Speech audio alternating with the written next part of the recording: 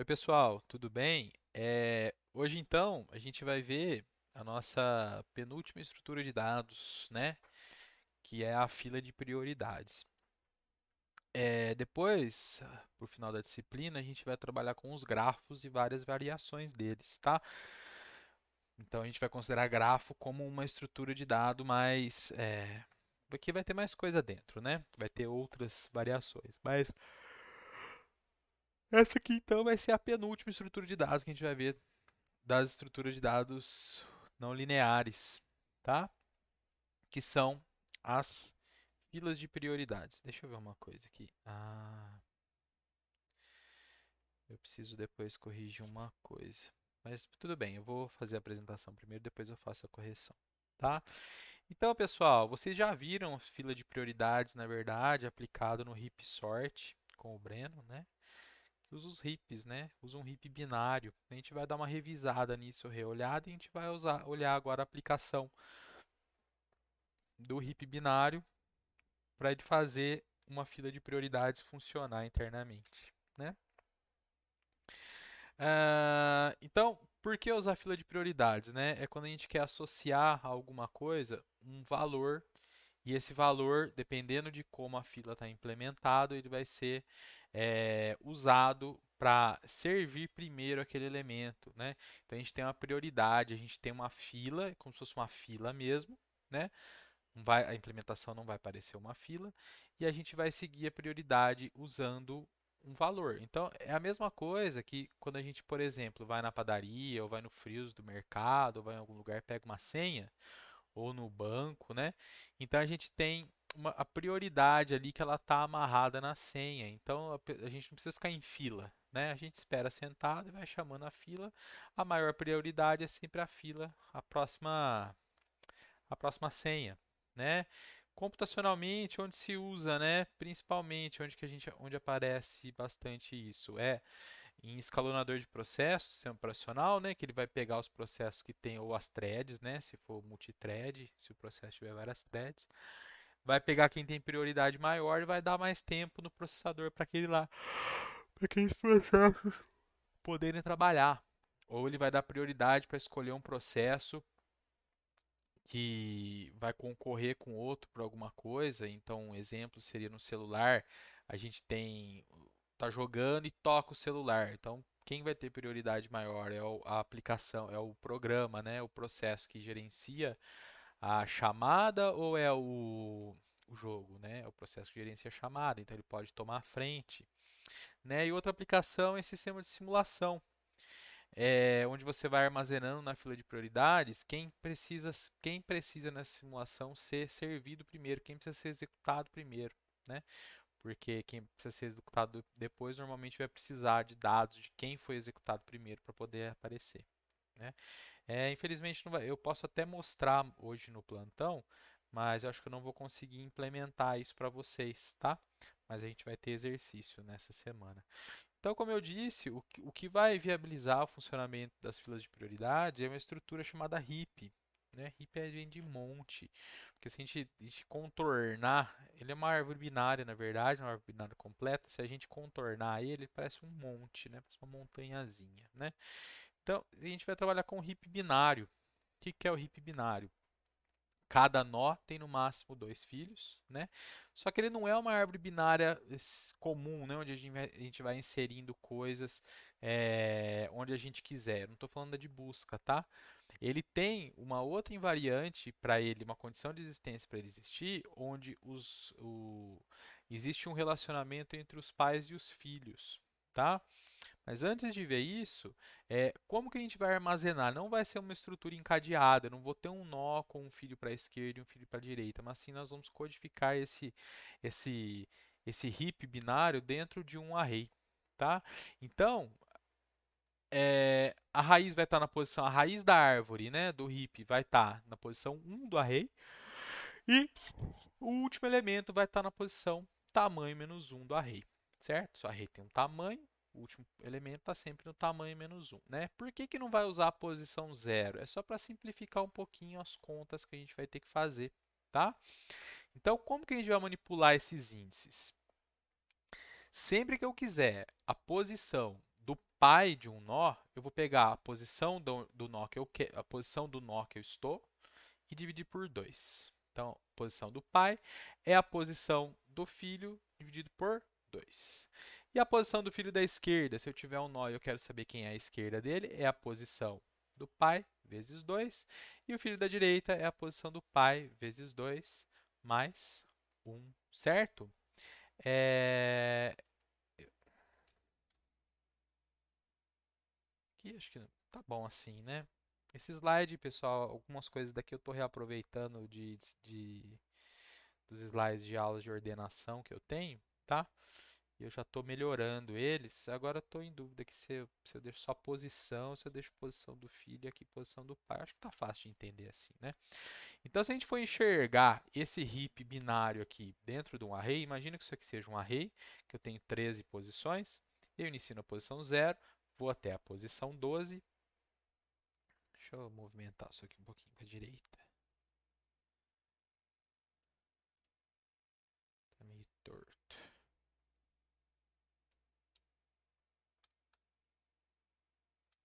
Pronto. Agora ficou mais bonito.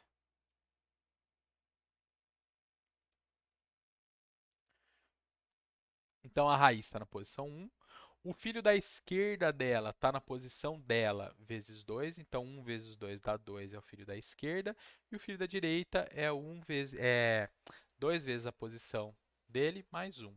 2 vezes 1 dá 2, mais 1 dá 3. Então, se a gente usar sempre essa continha, essa formulinha para calcular a posição dos pais e a posição dos filhos, a gente vai estar completando o array, tá? Então, 29, filho da esquerda, está na posição 15, filho da direita na 12. O 15, o filho da esquerda dele está na 11, filho da direita na... perdão. O filho da esquerda dele é o 11, que está na posição 4, e o filho da direita é o 4, que está na posição 5. O 12, o filho da esquerda dele é o 9, que está na posição 6, e o filho da direita é o 10, que está na posição 7. O 11, o filho da esquerda dele é o 3, que está na posição 8. Olha, a posição do 11 é 4, 4 vezes 2 dá 8. E o filho da direita é 4 vezes 2 mais 1. 4 vezes 2 dá 8, mais 1, 9. É o 5. Se a gente olhar aqui, nesse desenho aqui, onde a gente está vendo em 2D, né, em duas dimensões, a gente enxerga justamente é, essa codificação aqui que representa esse desenho, tá bom? E percebam, sempre que entrar um filho novo, ele vem na próxima posição e ele vai sempre preenchendo um nível da árvore, né? A gente nunca vai ter, por exemplo, o 29 com essa subárvore esquerda dele aqui e o 12 só ali. Então ele vai preenchendo nível a nível para a árvore ficar completa, tá? Então a gente vai ver, pessoal, na verdade a gente vai ver na prática uma, mas a outra é consequência, né? Não tem nada do outro mundo, é só olhar o código. Eu vou falar também da, de qual que é o comportamento do heap, tá? Mas a gente vai ver a fila de prioridades máxima e a fila de prioridades mínima, tá? Lá dentro do nosso projetinho é a Max Priority Queue e a mínima é a Min Priority Queue. A nossa API, né, que a gente tem feito sempre nas nossas aulas, eu tenho o método insert, que eu vou inserir uma chave na fila de prioridades, de acordo com a invariante do heap binário usado. Então, a gente vai ter um heap binário especial dentro ali da classe que vai gerenciar essa invariante, a gente vai ver qual que é. Só que para a máxima é uma, para a mínima é outra. O pick que vai consultar o cara, a chave que tenha maior prioridade no momento, de acordo com a invariante também. O delete que vai remover a chave com maior prioridade. O clear que limpa o exempt para verificar se está vazio. O get size para retornar quantos elementos tem na fila de prioridades. Então, como eu disse, a gente vai usar os heaps para gerenciar a execução da fila de prioridades, né? Deixa eu ver aqui. Tá certo. A gente vai usar para a fila de prioridades máxima o heap binário máximo e para a fila de prioridades mínimo um heap binário mínimo. Qual que é a invariante do heap binário máximo? A chave do nó pai sempre a chave do nó pai. Pessoal, desculpa estar corrigindo é sempre maior ou igual às chaves. Botou um E aqui, né? Chave do nó pai é sempre maior ou igual às chaves dos nós filhos. Então, essa é a regra, né? Sem variante. Sempre tem que manter isso. Bem, pode ser que durante a execução, e vai acontecer isso, a gente viola essa condição. Ou seja, eu posso ter uma chave maior que a chave do pai. Eu tenho um filho maior que o pai. Então, o que eu tenho que fazer? Eu tenho que subir esse filho na árvore, porque ele tem que ser agora pai de quem é pai dele, entenderam? Então, o elemento precisa subir na árvore. Esse processo de subir na árvore, ele chama bottom-up re-heapify, que eu estou reconstruindo o heap de baixo para cima. A gente vai chamar esse método de swim, de nadar, né? Flutuar. Em português normalmente traduzem para flutuar. E o outro problema é se a chave menor que a chave do elemento a chave do pai é menor que a chave dos filhos, um ou dois.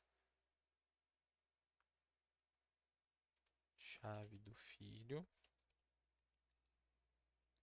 maior que a chave do pai, chave do pai menor que a chave dos filhos. Chave do filho menor que a chave do pai, chave do pai maior. Beleza.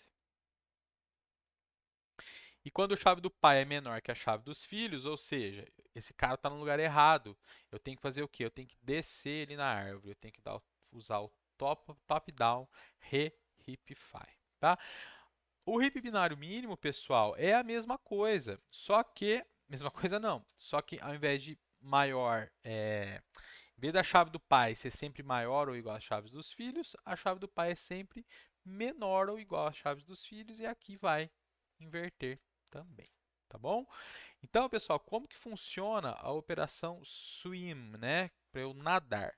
Então, eu fui construindo o heap binário máximo, e ele está construído, olha lá, 29, 15, 12, ó, 29 é o maior, 15 e 12 são menores que o 29, 11 e o 4 são menores que o 15, o 9 e o 10 são menores que o 12, 3 e 5 menor que 11, 2 e 0 menor que 4, e está entrando o 13 aqui por algum motivo, ele está na posição errada. O que eu tenho que fazer com ele? Eu tenho que subir ele na árvore.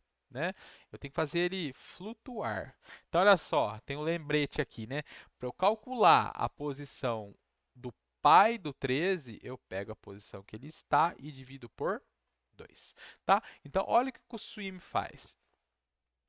Eu passo a posição K de quem eu quero subir, tá bom?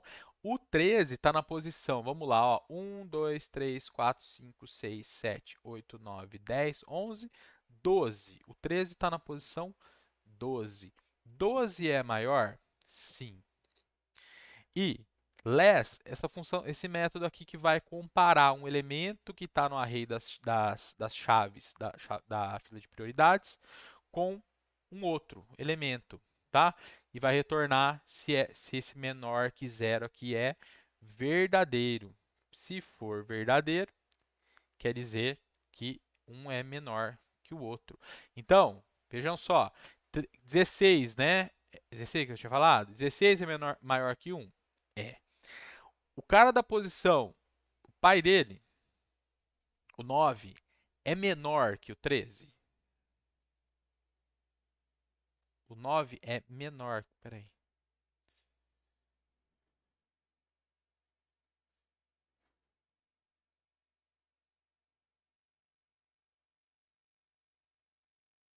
Nove.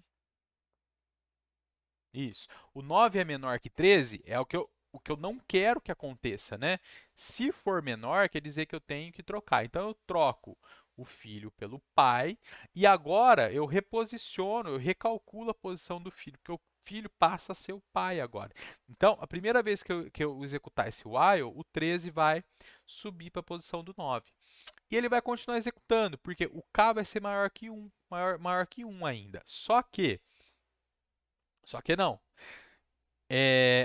O 12 é menor que o 13. Então tem que fazer o quê? Tem que trocar o 12 com o 13 de novo. E de novo vai executar o while, isso aqui vai dar verdadeiro, só que esse aqui vai dar falso, porque agora o pai, que é o 29, não é menor que o 13. Então o 13 está agora na posição dele. Tudo bem? O exchange é aquele algoritmo simples, né, de troca, né? Estou trocando um valor pelo outro. Tudo bem, pessoal? Entenderam a ideia? Então, eu verifico se esse cara aqui é menor que o filho. Se for menor, ou seja, se esse é maior que esse, se for, eu preciso trocar os dois, tá bom? A subida é direta, né? Eu paro quando eu chego na raiz, que é quando o meu k passa a valer 1, ou eu paro quando o pai não é mais menor que o filho, tá bom? A operação de descer, que é a sync, né, que é afundar, a gente vai precisar saber quem é o filho da esquerda e quem é o filho da direita, tá bom? Nossa, sumiu aqui, ó, gente, espera aí.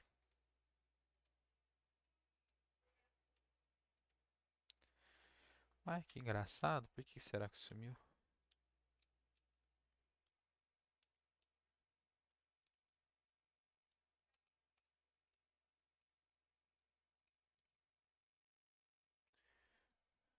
Às vezes acontecem umas coisas que a gente nem percebe, né? Cálculo das posições dos filhos. K mais 2 é o filho da esquerda, K mais 2 mais 1 filho da direita, onde K é a posição do pai. O PQ é o array onde estão as chaves, né, da fila de prioridades. E o N é a quantidade de itens que está. Isso aqui eu vou precisar saber agora. Por quê? Na, quando eu vou fazer o sync, o máximo que eu posso chegar é a posição do último elemento, é a posição onde que o último elemento está. Então, por exemplo, não estou falando que vai acontecer isso, mas o 8, se eu precisasse descer ele no máximo e ele viesse pela direita, a última posição que ele poderia chegar seria essa aqui, que é a posição onde está o n. Tá? Então, agora veja só o que ele está fazendo. Ó. Eu estou fazendo afundar uma posição. Enquanto duas vezes aquela posição for menor ou igual a n, ou seja, se a posição do filho da esquerda dele for uma posição válida, ou seja, ela está entre 1 e o n, que é o último elemento, a posição do último elemento, o que eu faço? Calculo j, que é o filho da esquerda. Se o filho da esquerda for menor que n, por que eu tenho que fazer isso aqui? Porque eu estou verificando se, no caso, eu vou precisar ir para a direita. Porque o que acontece?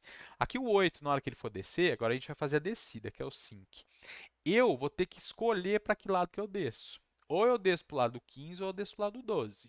Para que lado que eu desço? Eu desço sempre pelo lado do maior. Porque se eu descer pelo lado do menor, o menor passa a ser o menor que eu falo em comparação aos filhos, tá? Se eu descer pelo lado do menor, o menor vai tomar a raiz dessa subárvore e vai continuar invariante, né? Então, eu tenho que descer pelo lado do maior. Então, o que ele verifica? Ó, tem a possibilidade de existir alguém à direita do cara que eu estou calculando? No fim, quer dizer, né? A última posição. Ou seja, aqui, isso aqui ó, vai dar verdadeiro, porque está aqui, na hora que chegar aqui embaixo, né? Mas tem que tomar cuidado. Vocês entenderam? Isso aqui é para testar o limite. Aí ele verifica, ó, o J e o irmão dele, quem que é menor? Se o J for menor que o irmão, aqui nesse caso aqui, quem que é o J? É o 15. Quem que é o J mais 1? É o 12. 15 é menor que 12? Não, não é. Então, não incrementa o J. Se fosse o 12 aqui e o 15 aqui, eu incrementaria o J, porque eu sei que eu vou ter que descer por esse lado aqui. Tá bom? Agora, se K não for menor que J, quem que é o K? É o 8. Quem que é o J? 15. 8 é menor que 15? 8 é menor que 15? Sim. Se não fosse, quer dizer que eu encontrei a posição, que é o que está querendo dizer aqui. Quer dizer que eu não preciso mais descer, né? Então, dou um break, eu paro esse while. Bem, e se isso aqui não for verdade, que é o caso aqui, né? Eu faço a troca de K com J, eu troco o 8 com o 15, o 8 passa para baixo, o 15 vai lá para cima. E agora, onde que eu estou com o 8? Onde está o elemento meu de interesse que eu estou descendo? Está na posição J. E o processo se repete. Isso aqui o while continua. 2 vezes k, o k está valendo agora, o k valia 1, que ele estava na raiz, agora ele está valendo 2. 1, 2, 3, assim que é a ordem. 1, 2, 3, 4, 5, 6, 7, 8, 9, 10, 11, 12, certo? O k está aqui. Ele vai de novo. 2 vezes k menor ou igual a n? Eu não cheguei no limite ainda. Calculo a posição do filho da esquerda. 2 vezes k, que é a posição do 11. Depois eu vou até colocar os índices nessas árvores aqui, viu? Para ficar mais fácil vocês enxergarem. O J é menor que N? Sim. Ou seja, posso ter filho à direita, se eu tivesse para esse lado aqui. O J é menor. O J é menor que o irmão dele da direita? Não. Isso aqui é falso. Então não entra aqui, igual aconteceu anteriormente. Poderia até ter virado aqui para mostrar, né? Mas não tem problema. Bem, aqui está verificando se tem que parar. Eu só paro se esse cara aqui não for menor que o 11. Não é o caso. Quer dizer, eu tenho que trocar. Então eu troco o K com J, troco essas duas posições. O 8 vem para baixo, o 11 sobe. Reposiciono a posição do 8, que agora está na posição J do anterior, né? E rodo de novo. 2 vezes K menor ou igual a N? Sim, posso continuar. Calcula a posição da esquerda, posição do 3. Aqui ainda vai decidir, tá certo, pessoal? Ele só vai parar aqui, ó. Se eu tivesse que descer aqui, eu teria que descer pelo lado do 5, né? E agora aqui vai entrar, ó. J é menor que N? É. J é menor que o J mais 1? 3 é menor que 5? Sim. Então eu incremento. Então eu estou no 5. Só que acontece, olha só o que vai acontecer. 8 é menor que 5? Não, não é menor. Então isso aqui dá falso, não falso dá verdadeiro, para o 8 estar na posição dele. Certo? Então, olha só, a gente viu como reorganizar o heap. Então, assim, pessoal, a gente não vai simplesmente pegar um array com qualquer dado e aí começar a executar as operações. Se eu tivesse que pegar um array inicial sem os valores, com os valores, mas sem ter o heap binário máximo montado, aí teria que fazer igual lá no heap sort. O primeiro passo é processar esse array para que ele vire um heap binário máximo, aí depois começar a fazer inserção e remoção, tá? Mas aqui no caso a gente vai inserir do início, a gente insere o primeiro, o segundo, o terceiro, o quarto elemento, ele vai crescendo conforme a gente vai mandando, enviando, fornecendo esses valores para a estrutura, né? Deixa eu corrigir uma outra coisa aqui, ó. Isso aqui, vamos ver se vai ter mais um aqui, ó. Ah, vai ter mais, ó. Deixa eu já arrumar.